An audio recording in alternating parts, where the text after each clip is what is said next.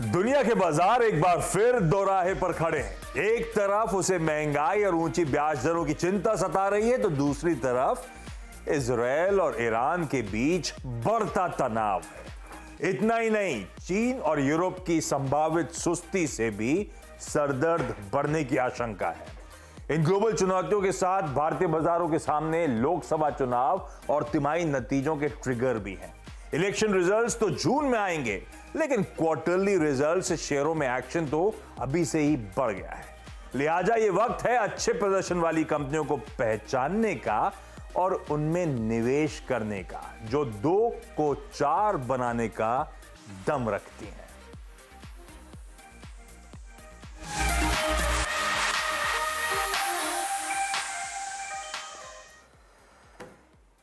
भाई, था तो छोटा कारोबारी हफ्ता, पर मूड माहौल ऐसा बन गया था कि ऐसा लग रहा था पता नहीं कितने दिन से काम कर रहे हैं, कितने दिन से ऐसे ही चले आ रहा है।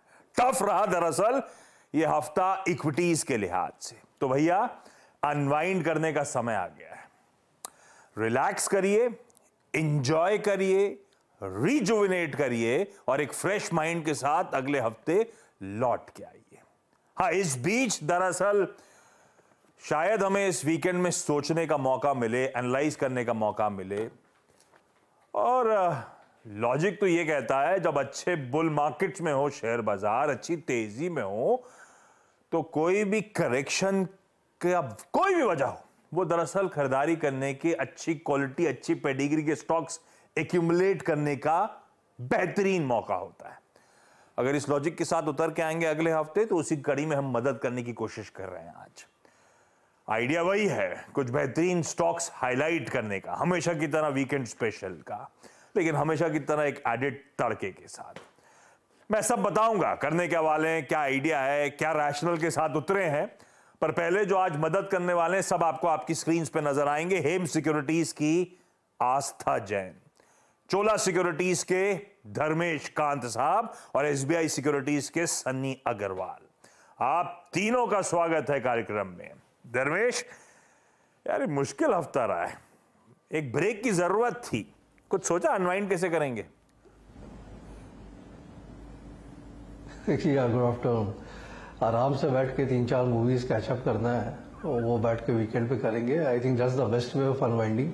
मार्केट के बारे में सोच के अभी कोई मतलब है नहीं, बिकॉज काफी टर्बुलेंट है और आपने सारे पहलू को हाईलाइट कर रखे हैं। वो पहलू 3-4 महीने रहने वाले हैं। सो मूवीज देखिए, अच्छा खाना खाइए, एंजॉय कीजिए। मूवीज देखिए, अच्छा खाना खाइए, एंजॉय करिए और थोड़ा सा क्लेंजिंग कर लीजिए अपने थॉट्स की। बेहतर तरीका ही अनवाइंड करने का। वैसे कुछ ऑप्शंस मैं भी लेकर आया हूं। ये जो मूवीज की धर्मेश ने बात करी थी, उसमें आपकी मदद कर देता हूं। इस वीकेंड 1 नहीं, 2 नहीं, 4 रिलीजेस स्टैक्ड अप है। विद्या बालन और ये प्रतीक गांधी साहब की 2 और 2 प्यार, LSD 2, ये श्रेयास कलपड़े साहब की लव यू शंकर और एक एनिमेटेड हिंदी मूवी अप्पू, ये सब इस हफ्ते वीकेंड पे सिनेमा घरों में चमकती हुई आपको नजर आएंगी। सनी, कोई मूवी भी देखने का प्लान? देखते हो क्या आप? पसंद करते हो क्या? यार डेफिनेटली, मूवीज किसे पसंद नहीं है। मूवीज तो देखनी चाहिए, इतना गुड सोर्स ऑफ एंटरटेनमेंट। हाँ, तो को डिसाइड किया इस वीकेंड का जाने वाले हो? या डेफिनेटली कोई ना, अभी तो कोई चूज नहीं किए, बट वीकेंड पे कोई ना कोई मूवी तो डेफिनेटली देखना होगा ही इनमें से। चुनी नहीं है? अच्छा, सब होंगी बढ़िया, अपन उस पर नहीं जा रहे कौन सी अच्छी कौन सी बुरी। अपना काम था हमेशा की तरह एक इनमें से ऐसी चुन लेना जो आइडिया पे सटीक बैठती, और ये काम इस बार करा हमारे प्रोड्यूसर साहब ने। ये उनका आइडिया है। उन्होंने चुनी 2 और 2 प्यार। अरे नहीं, विद्या बालन के लिए नहीं। अच्छा, वैसे मुझे पता नहीं, लेकिन मैं मान के चल रहा हूं विद्या बालन के कारण नहीं, नाम वो जो था ना, उससे हमारी थीम पकड़ में आ गई। ये देखिए, विद्या बालन की इमेज भी ले आए। शो का नाम है, वो 2 और 2 प्यार था, यहां पे 2 और 2 4 Q4 का इंतजार। भाई, आपने Q4 के रिजल्ट्स का इंतजार शुरू ही हुए अभी तो अभी तो पूरा रिजल्ट सीजन सामने खड़ा हुआ है। और काफी चर्चा में भी है। पर लार्जली जब भी चर्चा होती है Q4 नंबर्स की, वो रन ऑफ द मिल, वो कुछ प्रोमिनेंट सेक्टर्स, कुछ दिग्गज कंपनीज, आमतौर पे उसी में चर्चा होती है। हर जगह, हर प्लेटफॉर्म पे वहीं पे चर्चा हो रही है।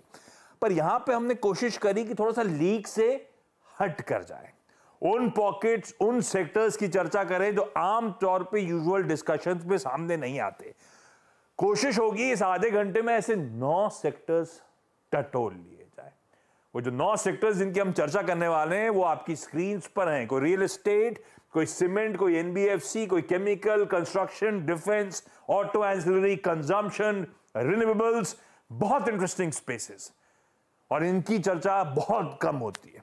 अगर चर्चा इन द सेंस कभी नतीजों के प्रीव्यू को लेकर, रिव्यू को लेकर हम लोग आमतौर पर इसकी बात नहीं कर पाते।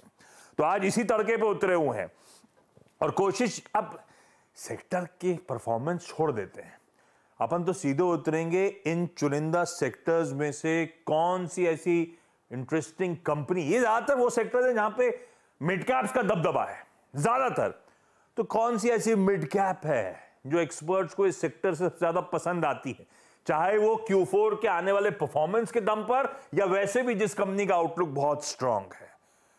तो अपना idea basically 9 talk interesting spaces में 9 ऐसे स्टॉक सामने आ जाए।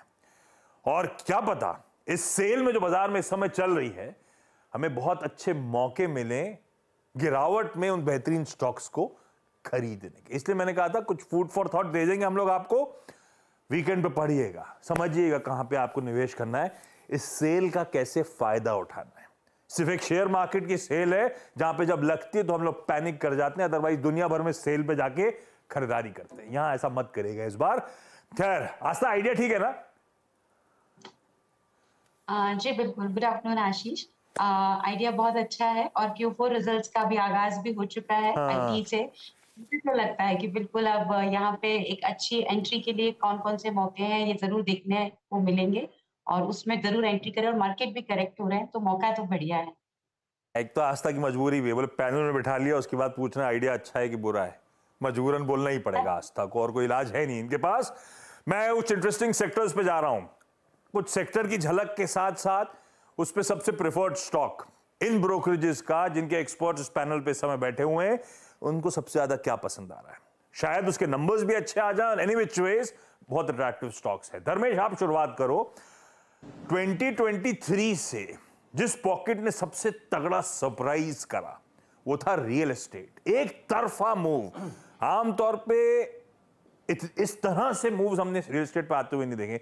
एक तो एक दशक के बाद इस तरह का मूव बना है, और जब एक दशक बाद इस तरह के मूव्स बनते हैं तो कहते हैं थोड़ा सा खिंचते हैं, इलॉन्गेटेड होते हैं। जब भी हम मैनेजमेंट से आजकल चर्चा कर रहे हैं किसी भी रियल एस्टेट के, ये जानने की कोशिश होती है कि अगर बोरीवली से ट्रेन चली चर्चगेट तक तो कहां खड़ी है, तो अब तो शायद आधा स्टॉक के भाव के लिहाज से हो सकता है तस्वीर कुछ और हो, लेकिन सेक्टर के मोमेंटम के लिहाज से जो चला है, पिकअप हुआ है, अभी तो कहीं बहुत दूर जाना है। Dharmesh, real estate as a space कैसी लग रही है? ये जो मोमेंटम 2023 से पकड़ा है, ना सिर्फ स्टॉक्स ना, एक्चुअली हमने वो प्री सेल्स के आंकड़े, वो कलेक्शंस के आंकड़े, वो लॉन्चेस के बाद डिमांड सब आती हुई देखिए गजब की, वो भी तब जब आज की डेट में कोई एसबीआई भी शायद 9.9% पे मुझे ब्याज दरों पे पकड़ा रहा है घर, फिर भी इस तरह की डिमांड है तो सेक्टर बहुत रोबस्ट। कैसा लग रहा है अभी भी? और इस स्पेस में सबसे प्रिफर्ड पिक चोला फाइनेंस में आप लोग की कौन सी? जी आशीष, देखिए रियल एस्टेट अभी भी काफ़ी हीटेड लग रहा है और मुझे लगता है जो 8-9 साल के बाद ये तेजी आई है 2-3 साल सस्टेन करेगी। मेजर पार्ट हो रखा है, 75 to 80% के आसपास का स्टॉक प्राइस मूवमेंट हो रखा है, बट 20-25% के आसपास स्कोप अभी भी बचता है पूरे स्पेस में। तो मैंने थोड़ा सा एक डाइवर्सिफाइड प्ले लिया है रियल एस्टेट को लेकर, जहां पर इकोनॉमी में जो बूम है उसका भी प्ले देखने को मिलता है, कमर्शियल रियल एस्टेट का भी प्ले मिलता है और रिटेल रियल एस्टेट का भी प्ले मिलता है। तो फिनिक्स मिल इस पूरे बास्केट से सेलेक्ट किया है। उसके मुख्य कारण ये है कि जो इनका कमर्शियल लीज रेंटल ग्रोथ है वो 25 से 26% के आसपास चल रहा है। मैनेजमेंट का मानना है कि आने वाले 3 साल में ये 15 से 16% का ग्रोथ कैगर इनका मेंटेन रहेगा। ये 5 प्रोजेक्ट्स लॉन्च कर रहे हैं कमर्शियल रियल एस्टेट में और 5 प्रोजेक्ट लॉन्च कर रहे हैं रिटेल रियल एस्टेट में, जो कि आने वाले 3 साल में जिनकी बुकिंग्स चालू होगी, और ये Tier 1 एंड Tier 2 सिटीज में है मुख्यतः। ओवरऑल आप देखें तो ये जो कंपनी है काफी स्ट्रॉन्ग कैश फ्लो से बैक्ड है, प्लस जो इसके जो एसेट्स है कमर्शियल का, ये मेजरली बेचते नहीं है, खुद ही रखते हैं, तो एसेट वैल्यू का एप्रिसिएशन भी इनको मिलता है। वैल्यूएशन के हिसाब से कंपेयर करें, अगर आप इसको डीएलएफ के साथ कंपेयर करें या फिर मैक्रोटेक डेवलपर के साथ करें, गोदरेज प्रॉपर्टीज के साथ कंपेयर करें, तो काफी सस्ते वैल्यूएशन में मिल रहा है, अराउंड 40-45 के पी मल्टीपल में मिल रहा है 1 ईयर फॉरवर्ड, बाकी सब 80 से 100 के बीच में ट्रेड कर रहे हैं। तो मुझे लगता है गुंजाइश है, इससे बाई करनी चाहिए, गिरावट मिले तो वहां भी खरीदारी करें, और अराउंड 20% के आसपास का स्टॉक प्राइस अप्रिसिएशन 1 साल के अवधि के हिसाब से मिलना चाहिए। बहुत इंटरेस्टिंग, हट के सोचा धर्मेश ने। अदरवाइज रियल एस्टेट पे हम लोग वो रेजिडेंशियल, दिल्ली, बंबई, बेंगलुरु, इन सब की चर्चा करते हैं, थोड़ा हट के आ गया फीनिक्स मिल्स। अच्छा, इसमें धर्मेश कमर्शियल और रिटेल क्या, ये जो मॉल्स वॉल्स के लिए ज्यादा जानी जाती है, ये वो रिटेल साइड में आ गया, कमर्शियल मतलब ऑफिस स्पेस और होटल्स वगैरह जो खड़ी करते हैं उसमें आ गया। बिल्कुल बिल्कुल आशीष जी, यस। और वहां पे 5 प्रोजेक्ट इनके लॉन्च हो रहे हैं, मुंबई में है, पुणे में है, बेंगलोर में है, कैलकाटा में है, सो मुख्य सिटीज में कर रहे हैं।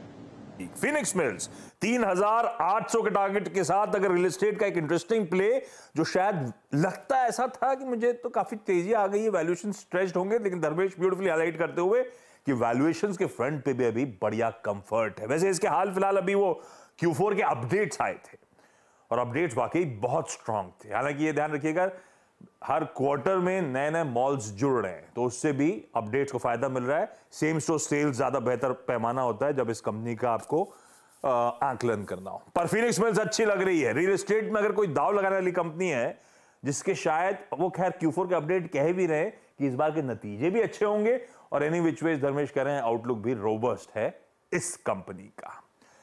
आस्था, एक और स्पेस जो बहुत ज्यादा चर्चा में नहीं आ, खैर अब तो आने लगी है, आजकल थोड़ा सा मूड उखाड़ दिया इसने, केमिकल्स। और ये रडार पे सबके जब आई थी, जब वो चाइना +1 वाला दिन आए थे, जब चाइना में सब ठप पड़ा था, सबको दूसरी जगह याद आया था। पर आजकल मामला थोड़ा सा पस्त पड़ गया है और एक्चुअली दिख भी रहा है, चाहे आंकड़ों में हो, स्टॉक्स के लिहाज से हो और रीसेंट नियर टर्म आउटलुक के लिहाज से हो, सब मामला गड़बड़ाया हुआ है। ऐसे में केमिकल्स जो गिरी हुई पॉकेट है, आप लोग अभी भी बुलिश है स्पेस को लेकर, लोअर लेवल्स पे सिलेक्टिवली एक्यूमुलेट कर रहे हो क्या, और कौन सा स्टॉक सबसे ज्यादा केमिकल्स में पसंद आता है? देखिए, केमिकल एज अ स्पेस में कुछ इश्यूज थे, जिसकी वजह से हमने देखा था नतीजों में प्रेशर आ रहा था, और स्पेशली एग्रोकेमिकल जो कंपनीज थी, उनके रेवेन्यूज में हमने डिप देखा था Q3 में भी। लेकिन मुझे ऐसा लगता है कि गोइंग फॉरवर्ड जो डाइज और पिगमेंट वाली स्पेस की कंपनीज हैं, वहां पे हमें एक अपटिक देखने को मिलेगा, और उसी स्पेस में से हमें आरटी इंडस्ट्रीज ठीक लगता है। देखिए, केमिकल एज अ स्पेस बहुत ज्यादा स्ट्रांग नहीं लगता, लेकिन फिर भी अगर किसी को इसी सेक्टर में कहीं पे बेट करना है तो आरती इंडस्ट्रीज पे बेट किया जा सकता है। आरती इंडस्ट्रीज की बात करें तो 1984 में स्टैब्लिश हुई थी, और स्पेशलिटी केमिकल जिसमें बेंजीन, टोल्यून, ये सब तरह के केमिकल्स बेस्ड ये फॉर्मुलेशंस वगैरह बनाती हैं, जो कहाँ पे काम आते हैं, डाइज, पिगमेंट्स में, आपके एग्रोकेमिकल में भी ये काम में आते हैं। तो इस तरह का काम ये करती है। अब पसंद आने के पीछे की वजह है कि Q3 में ही इन्होंने थोड़ा थोड़ा इंप्रूवमेंट अपने रेवेन्यूज में दिखाने चालू कर दिया है, जबकि हम जानते हैं कि ग्लोबल हेडविंड बहुत तगड़ा था। ग्लोबली देखा जाए तो जिस तरह से इन्वेंट्री डी स्टॉकिंग हो रही थी, सभी केमिकल कंपनीज एक तरह से प्रेशर में थी, लेकिन धीरे धीरे अभी ये बॉटम आउट होती हुई नजर आ रही है। Q3 में भी अपटिक था रेवेन्यू में। हमें लगता है कि Q4 में 20% की वॉल्यूम ग्रोथ की काउंटर दिखाता हुआ नजर आएगा, और इनका प्रोडक्ट पोर्टफोलियो बहुत वास्ट है, 100 से ज्यादा प्रोडक्ट है, और कस्टमर बेस भी काफी बड़ा है, क्योंकि 700 तो इनकी डोमेस्टिक कस्टमर है, 400 ओवरसीज कस्टमर है। तो वाइड प्रोडक्ट पोर्टफोलियो है, अच्छा खासा कस्टमर बेस है, और हम लोग ये मान के चल रहे हैं कि वॉल्यूम ग्रोथ अब हमें बढ़िया देखने को मिलेगी। खरीदारी करने की सलाह है, अगर केमिकल स्पेस में ही जाना है तो आरती इंडस्ट्रीज को देखा जा सकता है। टारगेट इनिशियली 825 का है। आरती इंडस्ट्रीज, वैसे बात सही कर रही है, इसका पोर्टफोलियो अपनी जगह। हमारे देश में कई सारी केमिकल कंपनीज का टटोलिएगा, खोलिएगा इनकी खुद की वेबसाइट, इनके डिस्क्रिप्शंस, समझ में आएगा आपको किस तरह का दबदबा कई सारी केमिकल कंपनीज का। समय बुरा है, कई सारी कंपनीज अच्छी हैं, तो बुरे समय में अच्छी कंपनीज जो मैक्रोस के चलते दबाव में आ रही हैं, शायद एक अच्छे मौके हो सकते हैं एक्यूमुलेट करने के। खैर, ये सब कहानी है। पसंद जो आता है इंडिविजुअल स्टॉक, वो आपकी स्क्रीन पर है। आरती इंडस्ट्रीज आस्था मान रही है, खरीदारी करने के मौके 825 तक के लक्ष्य है। होपफुली आने वाले कुछ सब्सिक्वेंट क्वार्टर्स में पूरे केमिकल एज अ स्पेस में जो दिक्कतें आ रही थी फाइनेंशियल नंबर्स, क्वार्टरली नंबर्स में, उनमें भी शायद सुधार दिखना शुरू हो जाए, तो अच्छे समय हो सकता है। सिलेक्टिवली रखिएगा अपना अप्रोच, और अगर हमारी माने तो आरती इंडस्ट्रीज एक अच्छी पिक। सनी हाय, अब मैं वो consumption as a theme, consumption जब मैं सोच रहा था तो अब उसमें बहुत कुछ दिमाग में आ रहा था। ज्वेलरी को लेकर आपने देखा किस तरह से टाइटन, इवन सेनको, इवन कल्याण गजब करा हुआ है। उधर वो कोई एफएमसीजी वगैरह कंजम्पशन की अपनी जगह है, लिकर भी है, बहुत कुछ आ रहा है जहन में, और लग्जरी का जलवे आजकल वैसे ही बढ़ रहे हैं। अगर कंजम्पशन एज अ बास्केट पे बेट करना हो तो कोई इंडिविजुअल स्टॉक जो आप लोग को सबसे ज्यादा पसंद आ रहा हो, सनी वो कौन सा स्टॉक होगा जो एसबीआई सिक्योरिटी में सबसे प्रेफर्ड पिक है स्पेस की? आशीष जी, मैं कंजम्पशन सेक्टर में बिस्किट्स और बेकरी की एक कंपनी है बेक्टर फूड करके, इसमें मैं बेट करना चाहूंगा। करंट मार्केट प्राइस 1066-67 के आसपास है, और हमारा जो लक्ष्य है इसमें 1350 का है, with investment horizon of 6 to 12 month. अगर हम कंपनी के कारोबार की बात करें तो बिस्किट में इनका काफी एक माना हुआ ब्रांड है जो कि मिसेस बेक्टर क्रीमिका के नाम से जाना जाता है। प्रीडोमिनेंटली नॉर्दर्न मार्केट में सेल करते हैं ये प्रोडक्ट, और अभी रिसेंटली इन्होंने महाराष्ट्र और सदर्न मार्केट में फोरे किया है। सिमिलरली बेकरी प्रोडक्ट में इंग्लिश ओवन के नाम से इनका एक प्रीमियम प्रोडक्ट बेकरी सेगमेंट में जाना जाता है। Eight the same time company जो है, जो बड़ी बड़ी QSR है उनके लिए बंस और फ्रोजन प्रोडक्ट बनाती है। और ऑन बिस्किट साइड जो ओरियो जैसे जो माने हुए बिस्किट है मॉन्डेलेस के लिए, उनके लिए कॉन्ट्रैक्ट मैन्युफैक्चरिंग करती हैं। अगर हम ग्रोथ ट्रिगर की बात करें तो कंपनी ने पिछले 1-2 साल में काफी बड़े केपेक्स किए, और एट द सेम टाइम ये जो केपेक्स है नेक्स्ट ईयर में भी जारी रहेगा, जिसमें हम देख रहे हैं कि इनका एक नया बेकरी का प्लांट लगा है NCR में। कोलकाता में 1-2 नई लाइन लगी है बेकरी की। Eight the same time Mumbai के पास खोपोली में वहाँ एक नया बेकरी का यूनिट लगा है, और एट द सेम टाइम एक इंदौर के पास एक नया बिस्किट का फैक्ट्री ऑपरेशनल हो जाएगा फर्स्ट हाफ ऑफ FY25 में। और at the same time since इनका जो प्रेजेंस है अभी प्रीडोमिनेंटली नॉर्दर्न मार्केट में है, हम देख रहे हैं कि इनको एक कहीं ना कहीं बेनिफिट मिलेगा डिस्ट्रीब्यूशन नेटवर्क का एक्सपेंशन का, जो कि प्रीडोमिनेंटली वेस्टर्न और सदर्न मार्केट से आएगा। और जो प्रीमियमाइजेशन है उसका भी एक बेनिफिट हम इसमें कंपनी में आते हुए देख रहे हैं। कंपनी का तकरीबन 30% जो सेल्स से प्रीमियम प्रोडक्ट से आता है, और इसका जो कंट्रीब्यूशन है आगे बढ़ने का काफी अच्छा स्कोप है। हमारा ये मानना है कि FY25 में कंपनी 1900 करोड़ का सेल्स करेगी, 170 करोड़ का प्रॉफिट करेगी, और ये बढ़ करके FY26 में 2200 करोड़ का टॉप लाइन और 200 करोड़ का बॉटम। बहुत बढ़िया।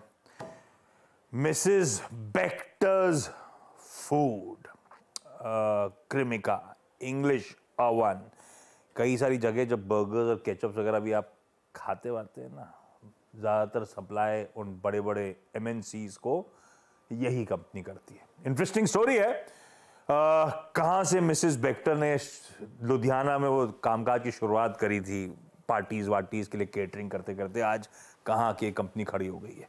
1350 के लक्ष्य के साथ सनी अग्रवाल साहब की SBI सिक्योरिटीज की सबसे प्रेफर्ड कंजम्पशन पिक आप लोगों की स्क्रीन पे। अच्छा, क्विकली आगे बढ़ूंगा। मन था 9 सेक्टर्स कंप्लीट करने का, आधा से ज्यादा हो चुका है, 3 ही सेक्टर करे हैं मैंने। धर्मेश, अगला डिफेंस एज अ स्पेस, वैसे बहुत चली हुई स्पेस है पर स्वेलिंग ऑर्डर बुक्स हैं, एग्जीक्यूशन पिकअप हो रहा है, और जिस तरह का एनवायरनमेंट है लगता नहीं है ना इधर से ना उधर से चाइना पाकिस्तान सब सरदर्द बनाए हुए हैं, हम अपने इंडिजिनसली मैन्युफैक्चर कर रहे हैं, एक्सपोर्ट करने का भी मन बना रहे हैं, एग्रेसिव हो रहे हैं उस कड़ी पे। है तो लुक्रेटिव स्पेस। डिफेंस पसंद अभी भी आ रहा है क्या? वैल्यूएशंस आप कैसे रीड थ्रू कर रहे हो, और आपका प्रेफर्ड आइडिया कौन सा होगा? बिल्कुल आशीष जी, और जितने भी पहलू आपने हाईलाइट किए इसी कड़ी को जोड़ते हुए स्टॉक चुना है DCX सिस्टम्स। ये जो कंपनी है एक्चुअली अभी ये ग्रो कर रही है डिफेंस में, और स्मॉल कैप कंपनी है, 3100-3200 का मार्केट कैप है इनका, और इनका जो रेवेन्यू है टॉप लाइन का उसका अराउंड 98% इजराइल की डिफेंस कंपनियों से आता है। एक है IAI और दूसरा एल्टा सिस्टम्स। सो वहां पे इन्होंने अपना प्रूफ ऑफ कॉन्सेप्ट और प्रूफ ऑफ एग्जीक्यूशन स्टैब्लिश किया है। अभी इनकी लॉकहीड मार्टिन और रफाल एडवांस सिस्टम से भी टाई अप हुआ है, इंडिया में BEL और DRDO के साथ टाई अप हुआ है।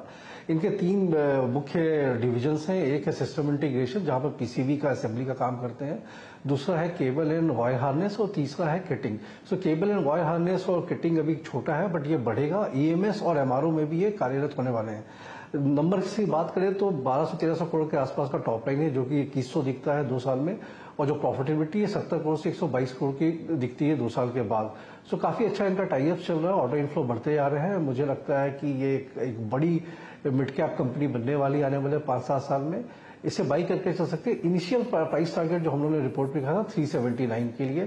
सो कोई भी गिरावट में से खरीदारी करे, और काफी बड़ा बिजनेस बोट है इस कंपनी के साथ। इंटरेस्टिंग। डिफेंस में अगर कुछ चुनना है, डीसीएक्स सिस्टम 369 370 के टारगेट्स। आस्था बैंक्स की बहुत चर्चा करते हैं, वैसे कुछ दिग्गज एनबीएफसीज की भी आमतौर पे चर्चा होती है, लेकिन इस एनबीएफसी स्पेस में अभी भी कुछ अट्रैक्टिव लगता है क्या? कहां नजर है आप लोग की Q4 से पहले, और कहां पे कन्विक्शन सबसे ज्यादा खड़ा हुआ है?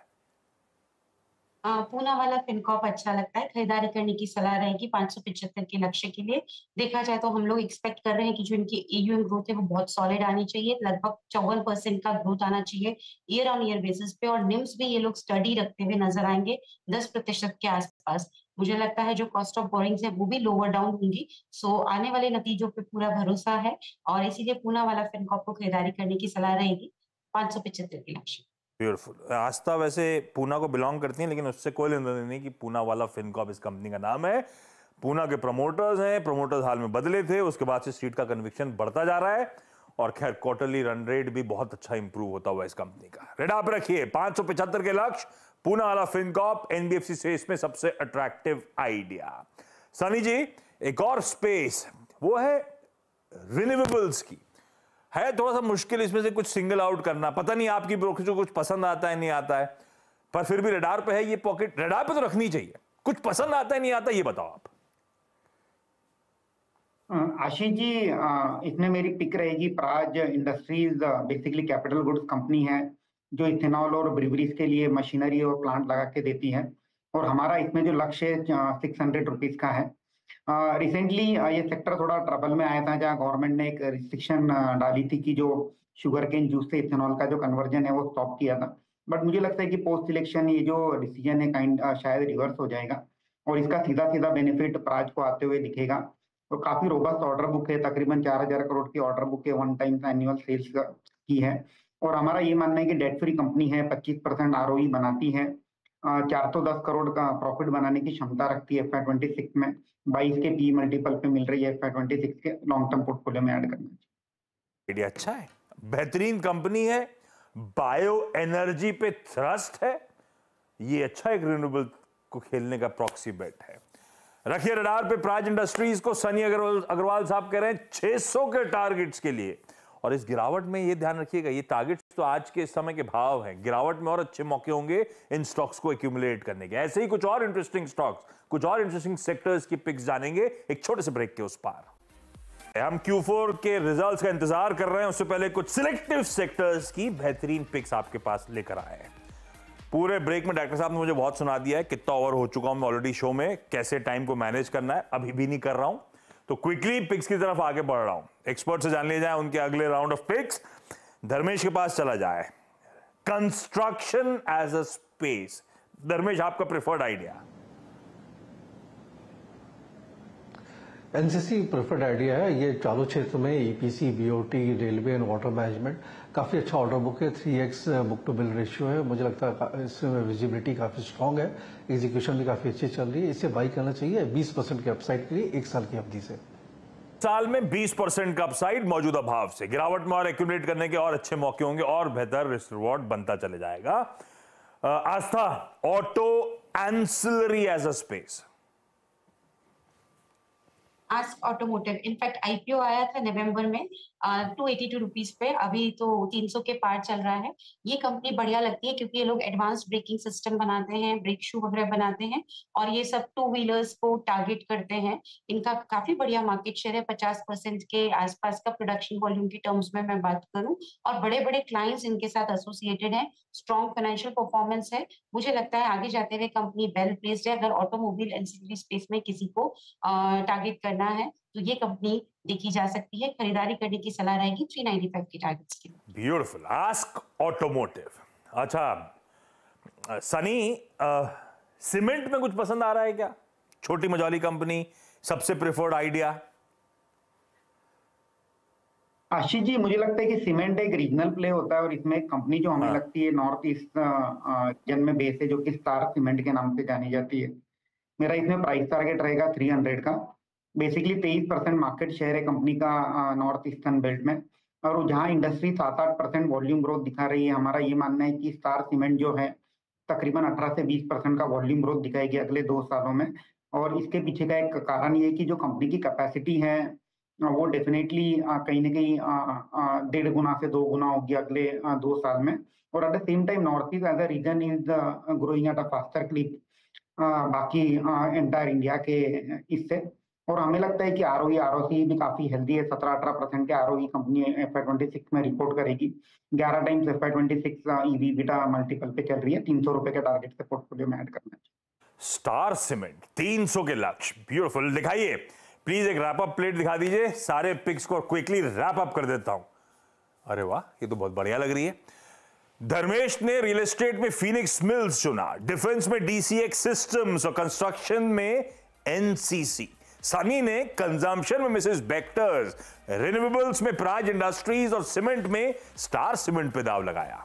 आस्था ने केमिकल्स में आरती इंडस्ट्रीज, NBFCs में पूनावाला फिनकॉर्प और ऑटो एंसिलरी में आस्क ऑटोमोटिव चुना। इंटरेस्टिंग है, बहुत इंटरेस्टिंग नाम, मुझे अच्छा लग रहा है।